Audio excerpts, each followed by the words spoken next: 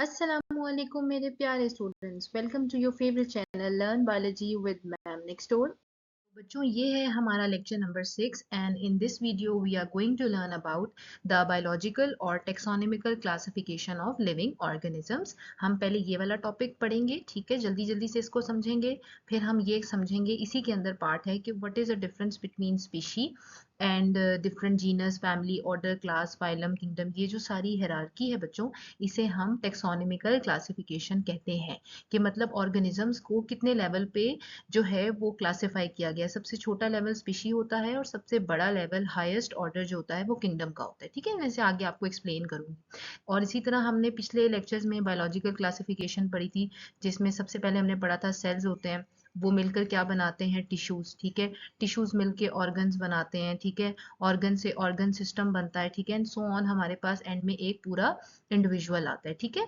फिर हमने पढ़ा था इंडिविजुअल जो है वो मिलकर कम्युनिटी बनाते हैं, और करते करते हमारे पास क्या आ जाता है, इको सिस्टम, ठीक है। हमने ये एक लेवल ऑफ ऑर्गेनाइजेशन पढ़ा था ना, इसको हम कहते हैं बायोलॉजिकल, जिसमें हम सेल्स से लेकर इकोसिस्टम तक पढ़ते हैं। जब हम टेक्सोनॉमिकल क्लासिफिकेशन पढ़ते हैं, उसमें सबसे छोटा स्पीशी और सबसे हायर किंगडम होता है, ठीक है। तो ये हम इसके बारे में स्टडी करेंगे, और हम स्पीशी की डेफिनेशन देखेंगे, और हम ये देखेंगे कि जो बायनोमियल नोमेनक्लेचर है ये क्या सिस्टम है, ठीक है। इसके बारे में स्टडी करेंगे, और बिल्कुल छोटा सा एक ब्रीफ इंट्रोडक्शन आपको दूंगी 3 किंगडम और 5 किंगडम का, और फिर इससे नेक्स्ट लेक्चर्स के अंदर हम इसको भी फर्दर डिटेल में पढ़ेंगे। For the time being in दो लेक्चर्स के अंदर, इस लेक्चर के अंदर हम इन दो टॉपिक्स को स्टडी करेंगे। मैं आपको एक्सप्लेन करूंगी कि बायोलॉजिकल और टेक्सोनॉमिकल क्लासिफिकेशन में क्या डिफरेंस है, और स्पीशी किसे कहते हैं, और बायनोमियल नोमेनक्लेचर जो है, नेमिंग सिस्टम है एक, इसको हम स्टडी करेंगे, ठीक है बच्चों। तो हम अपना लेक्चर जो है वो अब स्टार्ट करते हैं। अच्छा बच्चों, अब यहाँ से हम स्टार्ट करते हैं कि ये जो हमने लेवल्स पढ़े थे बायोलॉजिकल ऑर्गेनाइजेशन के, कि जी सबसे जो स्मॉलेस्ट है वो सेल्स और मॉलिक्यूल्स होते हैं, और हमारे पास जो लार्जेस्ट है वो बायोस्फीयर है। तो क्या यही एक वाहिद either it is the only way of classification?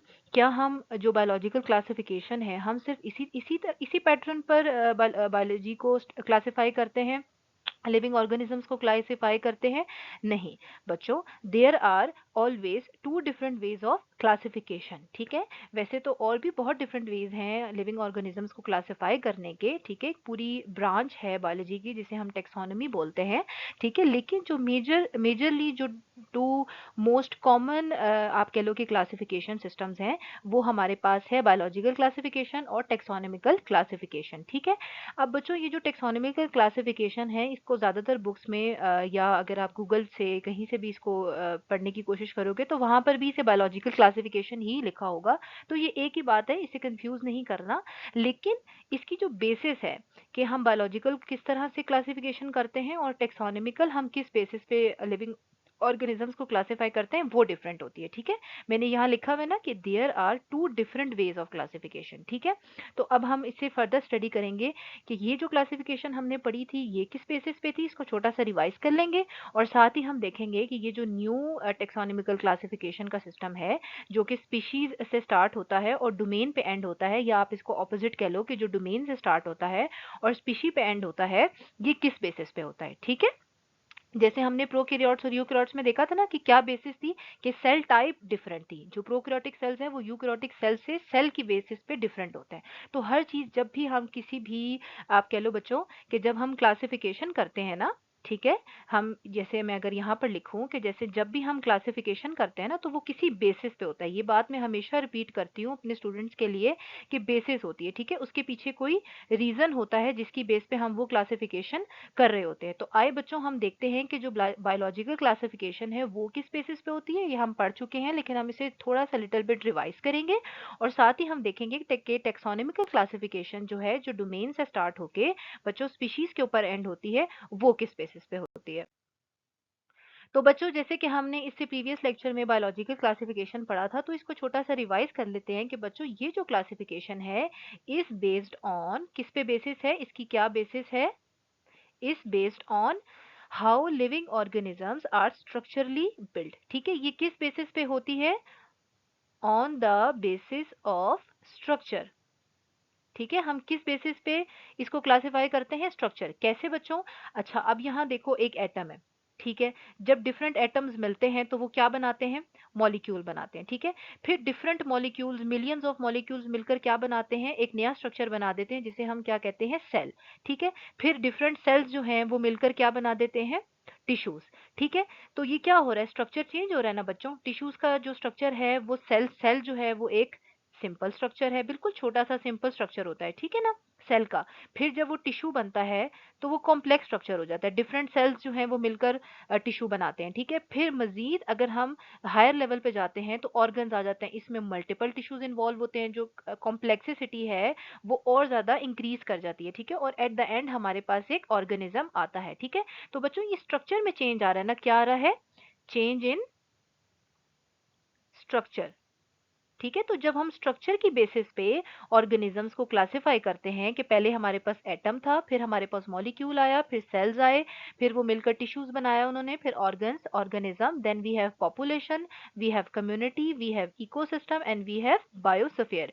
तो बच्चों ये जो बायोलॉजिकल क्लासिफिकेशन है ये किस बेसिस पे है, स्ट्रक्चरली बिल्ड, कि लिविंग ऑर्गेनिजम्स का स्ट्रक्चर क्या है, क्या वो सेल्स के सिर्फ सिंगल सेल के बने हैं, वो ऑर्गन्स हैं, उनके अंदर ऑर्गन सिस्टम है कि नहीं है। ठीक है। To the largest ecological system जिसे हम बायोस्फीयर बोलते हैं। तो अगर मैं रिपीट करूं या आपको अगर ये बात समझ आ गई हो तो क्या है, बायोलॉजिकल क्लासिफिकेशन किस बेसिस पे होती है, on the basis of structure. ठीक है। And it is functional and hierarchical. Hierarchical का क्या मतलब होता है कि एक हेरारकी है ना बच्चों, एक तरतीब है, एक आप कह लो कि सीक्वेंस है। क्या है, हेरारिकल मतलब एक सीक्वेंस के साथ ये सब कुछ चल रहा है, एटम्स हैं, मॉलिक्यूल्स हैं, then we have cells, we have organs, organ system, we have organism and at the end we have biosphere. तो एक तो ये सिस्टम हेरारिकल है, सीक्वेंस वाइज है एंड इट इज फंक्शनल। ठीक है बच्चों, फंक्शन चेंज हो जाता है ना, सेल का एक सिंपल फंक्शन होता है, फिर वो टिश्यूज बनते हैं तो उसके फंक्शन और इंक्रीज कर जाते हैं, फिर एक ऑर्गेनिज्म बन जाता है। ठीक है। ऑर्गन से ऑर्गेनिज्म बन जाता है, तो फंक्शनल जो चेंज है वो भी आपको ऑर्गेनिजम्स के अंदर मिलता हुआ नजर आएगा। ठीक है। तो ये स्ट्रक्चरल बेसिस पे क्लासिफिकेशन होती है। ठीक है। कि सेल्स किस तरह से ऑर्गेनाइज हुए हैं, टिश्यूज किस तरह से ऑर्गेनाइज हुए हैं और किस तरह से एक न्यू ऑर्गेनिज्म हमारे पास जनरेट हो रहा है। ठीक है।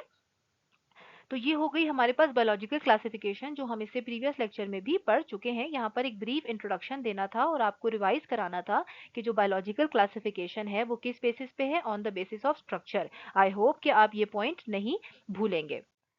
उसके बाद बच्चों जो सेकंड टाइप ऑफ क्लासिफिकेशन है जो हमने पढ़नी है, जो हमारा मेजर टॉपिक है इस वीडियो लेक्चर का, वो है taxonomical classification.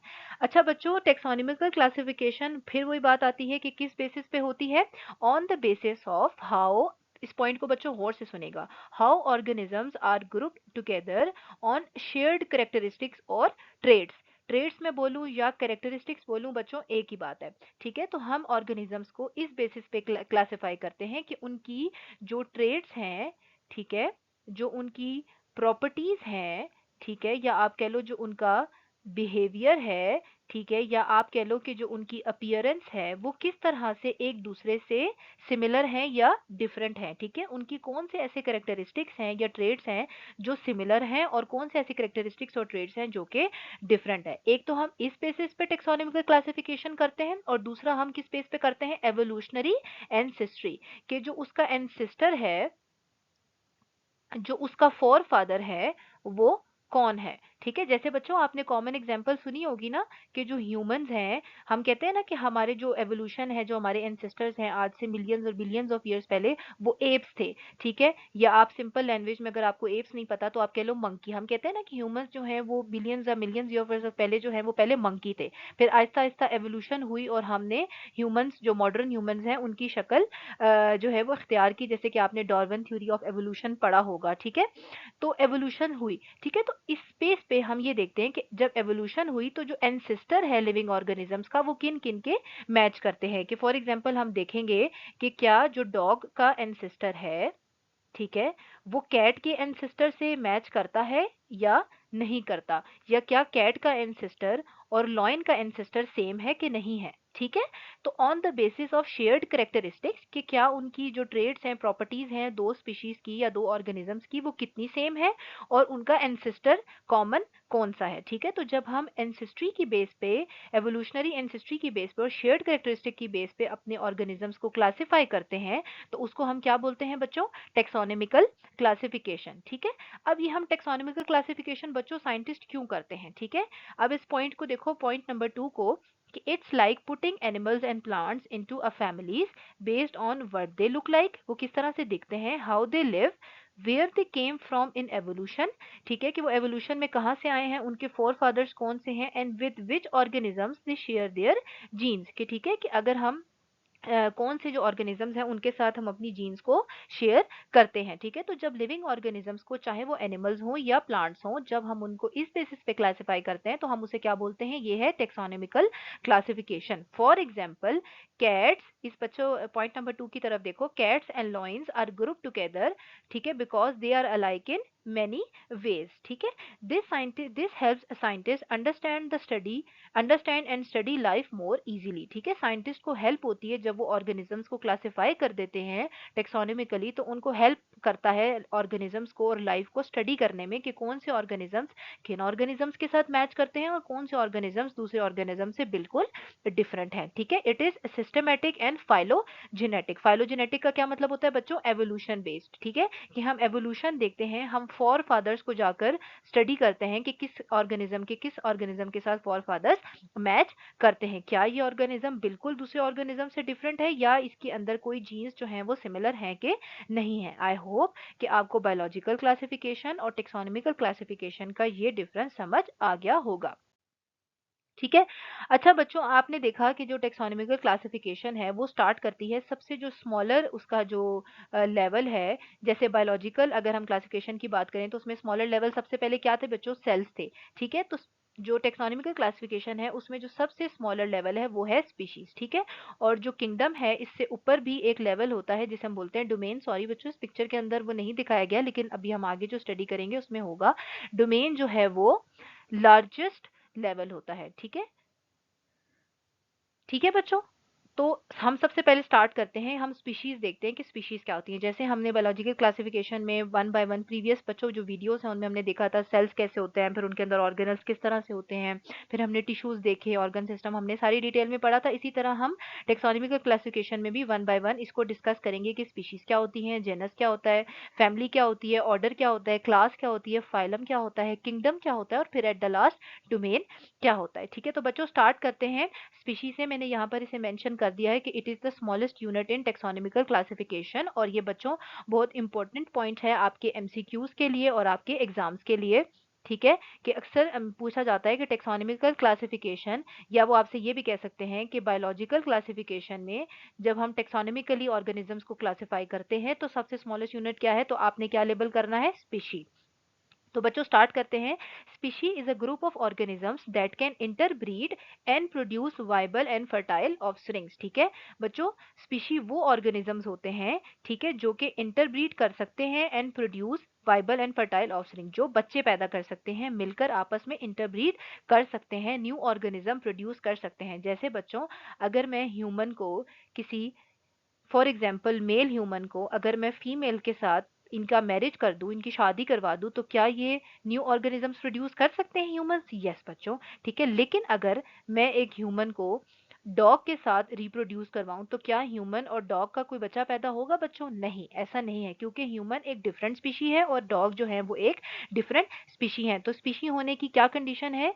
That they can interbreed, वो आपस में इंटरब्रीड कर सकते हैं, मिलकर एक न्यू स्पीशी, अपनी जैसी न्यू स्पीशी जनरेट कर सकते हैं। ठीक है। आपने कॉमन एग्जांपल सुनी होगी बच्चों कि हम डंकी को हॉर्स के साथ मेट करवाते हैं, आपने अक्सर सुना होगा। ठीक है। तो जब हम डंकी और हॉर्स को मेट करवाते हैं तो जब हम इन्हें मेट कराते हैं तो हमारे पास क्या आता है? म्यूल। ठीक है, एक क्रिएचर होता है जिसे हम क्या बोलते हैं? म्यूल। ठीक है। तो बच्चों, अब डंकी और हॉर्स जो है वो मेट तो कर लेते हैं, ठीक है, लेकिन जो उनका न्यू ऑफस्प्रिंग आता है जिसे हम म्यूल बोलते हैं, ठीक है, वो क्या होता है? इन फर्टाइल होता है। ठीक है, वो फर्टाइल नहीं होता। अगर मैं किसी म्यूल की किसी दूसरे म्यूल से मेटिंग करवाऊंगी तो वो जो न्यू ऑफस्प्रिंग है वो नहीं बना सकेंगे। ठीक है, तो स्पीशीज के लिए सबसे जो बच्चों इंपॉर्टेंट कंडीशन है ना, वो ये है कि जो है वो आपस में इंटरब्रीड करते हो, पहली कंडीशन। और दूसरा, इंटरब्रीड के साथ साथ जो ऑफस्प्रिंग वो प्रोड्यूस करें वो भी क्या हो, फर्टाइल हो। ठीक है, वाइबल हो, कहीं पे वाइबल मेंशन होगा, कहीं पे फर्टाइल मेंशन होगा। तो ये स्पीशी होने की सबसे पहली दो कंडीशंस हैं। ठीक है बच्चों, तो आपको आई होप कि ये कॉन्सेप्ट क्लियर हो गया होगा कि स्पीशी कौन से ऑर्गेनिजम्स होते हैं। वो ऑर्गेनिजम्स जो सेक्सुअली इंटरब्रीड कर सकते हैं और एक न्यू ऑर्गेनिज्म जनरेट कर सकते हैं। ठीक है बच्चों, उसके बाद दूसरा आता है, जैसे ह्यूमन और डॉग्स की मैंने आपको एग्जांपल दे दी। ठीक है, और जो मेंबर ऑफ स्पीशीज होते हैं ना बच्चों, वो बहुत ज्यादा सेम होते हैं। दे ऑलमोस्ट लुक्स, ये देखिए बच्चों, ये पॉइंट लिखा हुआ है, looks almost identical in their anatomy. ठीक है, एंड फिजियोलॉजी एंड बिहेवियर। ठीक है, अगर आप ह्यूमन स्पीशीज को देखोगे आपको सारे ह्यूमंस एक जैसे नजर आएंगे, एक ही तरह खाते हैं, एक ही तरह सोते हैं। ठीक है, एक ही तरह ब्रीड करते हैं। ठीक है, लेकिन एक डॉग बिल्कुल डिफरेंट स्पीशी है, कैट बिल्कुल डिफरेंट स्पीशी है, और ह्यूमंस बिल्कुल डिफरेंट स्पीशी हैं। और इन टोटल अगर हम नंबर ऑफ स्पीशीज देखें जो अर्थ में एग्जिस्ट करती हैं, तो वो कितनी है, 8.7 मिलियन स्पीशीज। कितनी स्पीशीज है, 8.7 मिलियन स्पीशीज। तो आई होप कि आपको ये जो स्पीशी का कॉन्सेप्ट है ये समझ आ गया होगा। अच्छा बच्चों, उसके बाद before jumping to the next कि हम जीनस और family, class, order, phylum, genetic kingdom ये समझे, उससे पहले हम एक चीज देख लेते हैं कि व्हाट इज सिस्टम, देख लेते हैं व्हाट इज बायनोमियल नॉमेनक्लेचर। अच्छा बच्चों, ये एक तरीका है, it is a scientific system of naming species.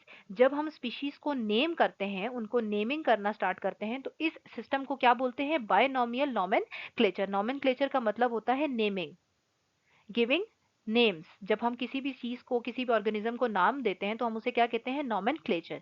ठीक है, और बायनोमियल क्यों कहते हैं, बाय का क्या मतलब होता है बच्चों, टू। ठीक है, और नोमियल का मतलब होता है नेम। क्या मतलब होता है, नेम।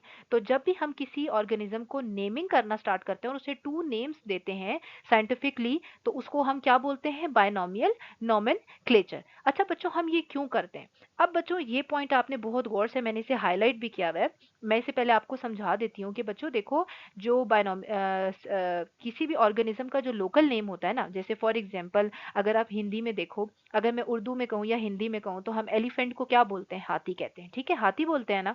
लेकिन अगर हम उसे इंग्लिश में बोलें तो क्या बोलेंगे, एलिफेंट बोलेंगे। इसी तरह जो मल्टीपल लैंग्वेजेस हैं, मल्टीपल लोकल नेम्स हैं, उसमें हर ऑर्गेनिज्म का नाम दूसरे ऑर्गेनिज्म से डिफरेंट होगा। तो अगर एक साइंटिस्ट एलिफेंट के ऊपर रिसर्च कर रहा है, ठीक है, और वो अपने मुल्क में उसको एलिफेंट बोलता है और वो किसी को समझाना चाहता है, तो वो किस तरह से समझाएगा, वो एलिफेंट बोलेगा तो वहां के जो लोग होंगे उनको तो समझ ही नहीं आएगा, क्योंकि वो तो अपनी लैंग्वेज में उसे हाथी बोलते हैं। ठीक है, तो डिफरेंट लोकल नेम्स की वजह से साइंटिस्ट ने कहा कि हम एक न्यू सिस्टम बनाते हैं, एक साइंटिफिक सिस्टम बनाते हैं कि हम सब ऑर्गेनिजम्स को एक साइंटिफिक नेम दे देंगे। ठीक है, चाहे वो इंडिया से हो, वो पाकिस्तान से हो, वो बांग्लादेश से हो, वो सऊदी अरब से हो, वो अमेरिका से हो, ठीक है, या वो रशिया से हो, किसी भी कंट्री से अगर वो साइंटिस्ट रिसर्चर काम कर रहा होगा तो उसको एक ही नेम होगा, ताकि वो स्पीशी को आइडेंटिफाई कर सके कि हम किस स्पीशी की बात कर रहे हैं। तो बच्चों, ये पॉइंट आप गौर से देखो, multiple local names make it extremely difficult to identify an organism globally and keep a track of number of species। क्योंकि बच्चों 8.7 मिलियन स्पीशीज हैं, तो स्पीशीज को हम कैसे आइडेंटिफाई करेंगे, thus it creates a lot of confusion. Different local names होने की वजह से बहुत ज्यादा कंफ्यूजन हो रही थी साइंटिस्ट को। तो to get rid of this confusion a standard protocol came in. एक स्टैंडर्ड प्रोटोकॉल बना, एक स्टैंडर्ड साइंटिफिक सिस्टम बना कि हम हर ऑर्गेनिज्म को साइंटिफिक नाम देंगे। तो चाहे साइंटिस्ट अमेरिका से हो, इंडिया से हो, पाकिस्तान से हो, बांग्लादेश से हो, या किसी भी, या सऊदी अरब से हो, किसी भी स्टेट से होगा, कंट्री से होगा, तो उसको वो साइंटिफिक नेम समझ आ जाएगा कि मैं पर्टिकुलरली एलिफेंट की ही बात कर रहा हूँ। ठीक है, and it is used by everyone in the world to identify an organism। ठीक है, तो ये हम प्लांट्स के भी साइंटिफिक नेम है, एनिमल्स के अपने साइंटिफिक नेम है, बर्ड्स और माइक्रोब्स सबके साइंटिफिक नेम है। ठीक है, अब थोड़ी सी एग्जांपल्स देख लेते हैं। For example, the scientific name of tiger is presented as Panthera tigris. ठीक है, ये दो नाम्स हो गए, एक हो गया पेंथीरा, एक हो गया टाइगर। ठीक है, जो पेंथीरा है इट रिप्रेजेंट्स द जीनस, ठीक है, and Tigris represents a particular species. ठीक है, तो ये एक इसका स्पीशी नेम होता है और एक इसका जीनस नेम होता है। जीनस क्या होता है ये भी हम आगे स्टडी करेंगे। ठीक है, इसी तरह ह्यूमंस का साइंटिफिक नेम क्या है, होमो एंड सेपियंस। ठीक है, और हमेशा आपको साइंटिफिक नेम जो है वो इटैलिक्स में नजर आएगा, ऐसे टेढ़ा सा लिखा होता है, इटैलिक स्टाइल में हम हमेशा साइंटिफिक नेम को लिखते हैं, और हमेशा साइंटिफिक नेम जो है वो टू नेम्स के ऊपर जो है वो कंक्लूड होता है, एक उसका स्पीशी नेम जीनस नेम होता है और एक उसका स्पीशी नेम होता है। तो इसको कहते हैं बायनोमियल नोमेनक्लेचर। हम थोड़ी सी कुछ और एग्जांपल्स देख लेते हैं। जैसे मैं एलिफेंट की बात करूं तो एलिफेंट का जो साइंटिफिक नेम है वो क्या है, लॉक्सोडेंटा अफ्रीकाना। ठीक है, अफ्रीकाना जो है वो उसका स्पीशी नेम है और लॉक्सोडोंटा जो है वो उसका जीनस नेम है। ठीक है, इसी तरह टाइगर है, उसका नाम क्या है, पैंथीरा टाइग्रिस। और अगर मैं लॉयन की बात करूं तो उसका क्या है, पैंथीरा लियो। ठीक है, अब अगर हम बात करें ना बच्चों टाइगर और लॉयन की, तो इनकी जीनस सेम है, ये भी पैंथीरा जीनस से बिलोंग करता है, ये भी पैंथीरा जीनस से बिलोंग करता है, लेकिन ये स्पीशी एक दूसरे से डिफरेंट है। ये टाइगरस स्पीशी है, टाइगर जो है, और जो लॉयन है उसकी स्पीशी का क्या नाम है, लियो। ठीक है, तो स्पीशी नेम जो है वो हमेशा डिफरेंट होता है, लेकिन जीनस नेम भी सेम हो सकता है। ठीक है, और जीनस क्या होता है इसे हम आगे बच्चों स्टडी कर लेते हैं। ठीक है, अगर मैं इसी तरह ह्यूमंस की बच्चों टेक्सोनोमी को स्टडी करूं, उनको नाम देखूं, तो स्पीशी नेम क्या है, सेपियंस। जीनस नेम क्या है बच्चों, होमो। फिर जो हायर ऑर्डर है, फैमिली किस फैमिली से ह्यूमंस बिलोंग करते हैं, होमिनी डाई। और ऑर्डर क्या है, प्राइमेट्स। क्लास कौन सी है, मेमिलिया। फाइलम क्या है, कॉरेडेटा। किंगडम क्या है, एनिमेलिया। और डोमेन क्या है, यूकेरिया। तो बच्चों इसका आपने स्क्रीनशॉट ले लेना है, ये बहुत इंपॉर्टेंट है। ठीक है, कि आपको पता होना चाहिए कि ह्यूमंस जो हैं वो किस डोमेन से बिलोंग करते हैं, Eukarya, kingdom, animalia, phylum, class, order, family और जीनस। और अगर बच्चों आपको ये चीजें नहीं याद रहती तो दो चीजें आपने हमेशा याद रखनी है, किंगडम कौन सा है, एनिमेलिया, डोमेन क्या है, यूकेरिया, और जीनस और स्पीशी नेम तो आपको हर ऑर्गेनिज्म का जो कॉमनली एग्जाम्स में पूछे जाते हैं उनका पता, और ह्यूमंस क्या है, होमो सेपियंस। ठीक है बच्चों, अब हम बायनोमियल नोमेनक्लेचर हो गया, स्पीशी हमने डिस्कस कर लिया, अब हम स्टार्ट करते हैं कि डोमेन क्या होता है। ठीक है बच्चों, it is the highest rank in the biological classification. ठीक है, डोमेन जो है वो सबसे हाईएस्ट रैंक होता है।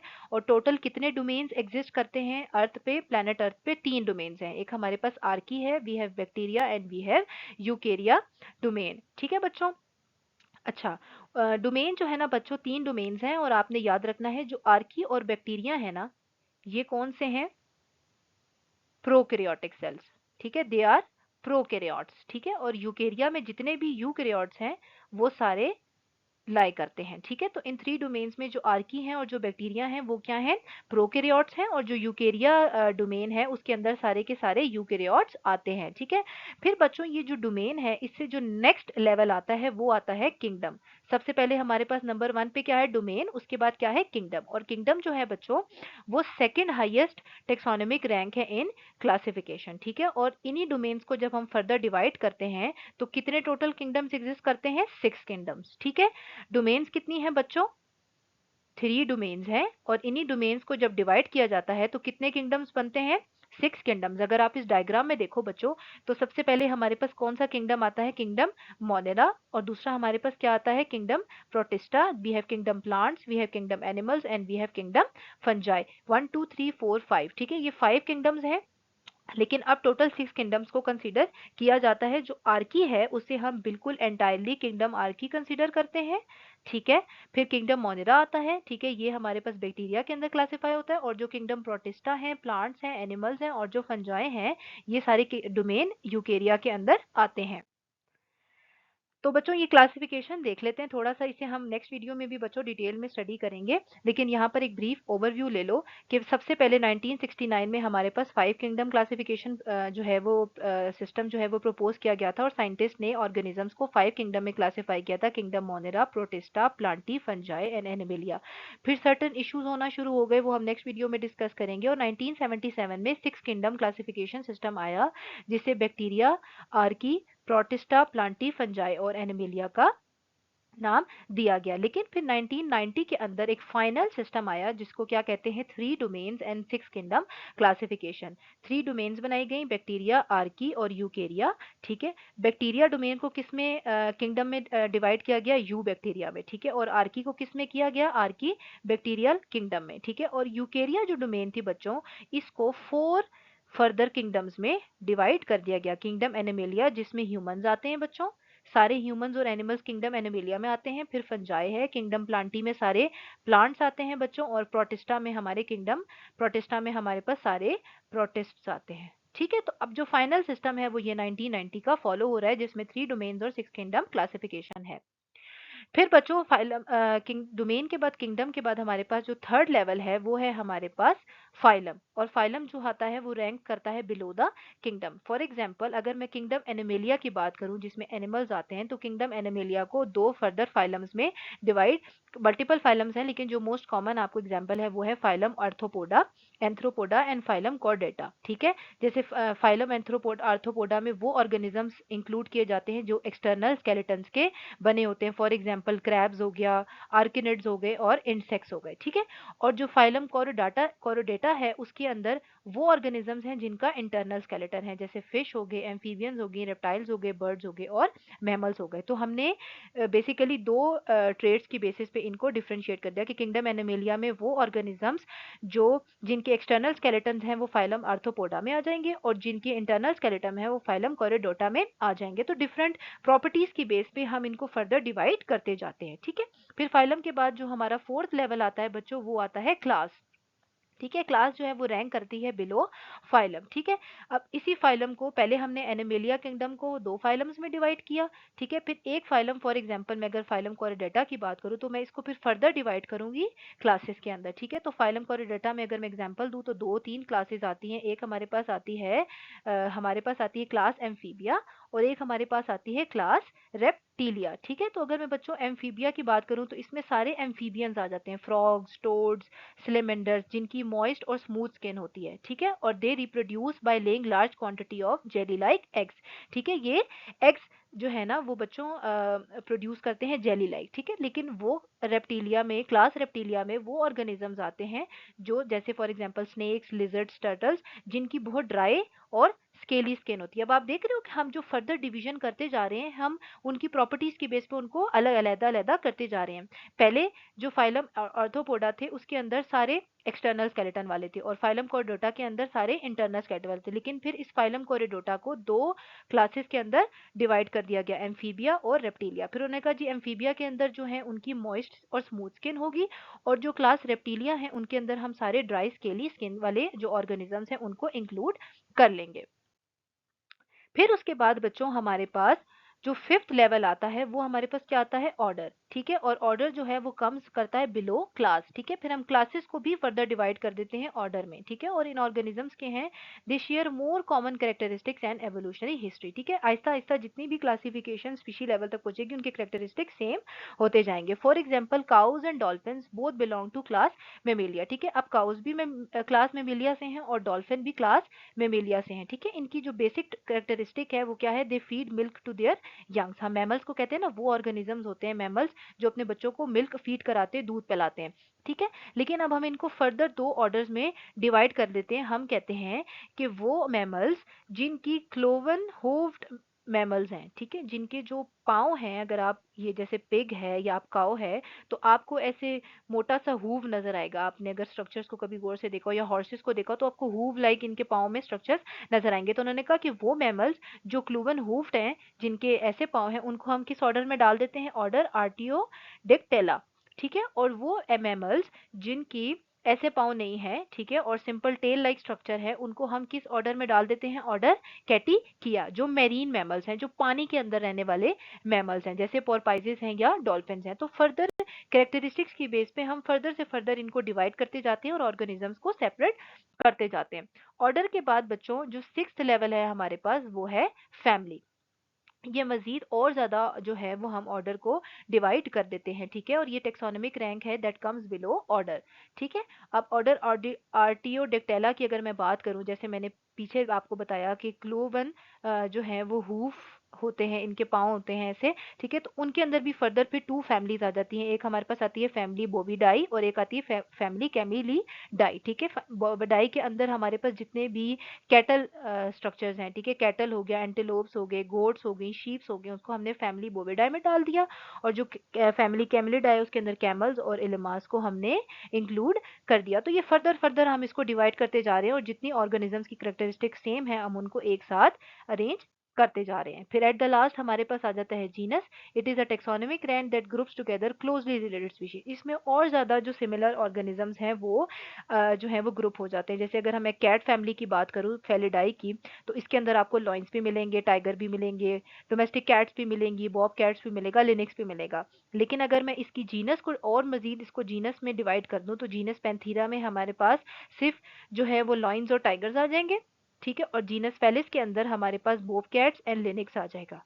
ठीक है, तो मतलब मैंने जीनस को भी फर्दर, जो हमारी फैमिली थी, एक ही फैमिली थी, उसको मैंने फर्दर जीनसेस में डिवाइड कर दिया। और एट द एंड हमारे पास क्या आता है, स्पीशी, जो कि हम ऑलरेडी पढ़ चुके हैं कि it is the most fundamental unit in taxonomy and it ranks at the base of biological classification hierarchy. ठीक है, और इसकी क्या है कि इनके मेंबर्स जो हैं they share the same evolutionary history. इनकी एवोल्यूशनरी हिस्ट्री भी सेम होती है।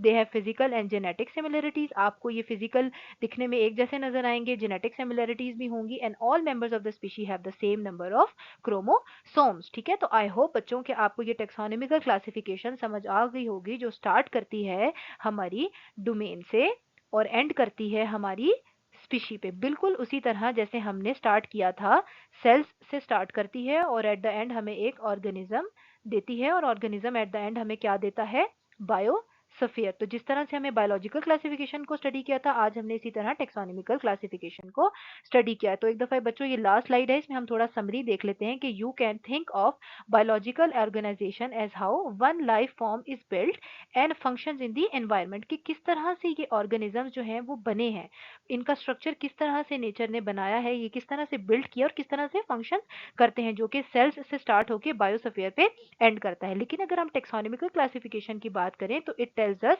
Where that organism fits in the tree of life, that is who are its relatives, कौन कौन से ऑर्गेनिजम्स इसके रिलेटिव हैं, किन के साथ ये सेम है, किन से ये डिफरेंट है, एंड हाउ डज एवोल्यूशन अकर, कि किस तरह से एवोल्यूशन हुई, कौन से ऑर्गेनिजम्स पहले जो है वो जीन्स शेयर करते थे और कौन से ऑर्गेनिज्म जीन्स शेयर नहीं करते। तो जब हम एवोल्यूशन पे, कैरेक्टरिस्टिक्स पे, ट्रेड्स पे क्लासिफाई करते हैं तो हम इसको बोलते हैं टेक्सोनॉमिकल क्लासिफिकेशन। आई होप बच्चों कि आपको मेरा लेक्चर समझ आया होगा, पसंद आया होगा, आपके कॉन्सेप्ट क्लियर हो गए होंगे। बट स्टिल अगर आपके लिए कोई फर्दर क्वेश्चंस हैं जो आपको पॉइंट नहीं क्लियर हुआ, तो you can ask me in the comment section. I hope कि आपको मेरी वीडियो पसंद आई होगी। मिलते हैं इससे नेक्स्ट लेक्चर में, जिसमें हम फर्दर जो है वो 6 किंगडम क्लासिफिकेशन स्टडी करेंगे। उसमें हम एनिमल किंगडम्स की क्लासिफिकेशन पढ़ेंगे। हम देखेंगे कि कितने फाइलम्स हैं, कितनी क्लासेस हैं, कितनी जीनस हैं, कितनी स्पीशीज हैं जो किंगडम एनिमेलिया में आता है, और किंगडम प्लांटी के भी हम फर्दर डिटेल स्टडी करेंगे। तो बच्चों हंसते रहो, मुस्कुराते रहो और बहुत सारा खुश रहो। And I will meet you in the next lecture. Stay tune. अल्लाह हाफिज मेरे प्यारे स्टूडेंट्स।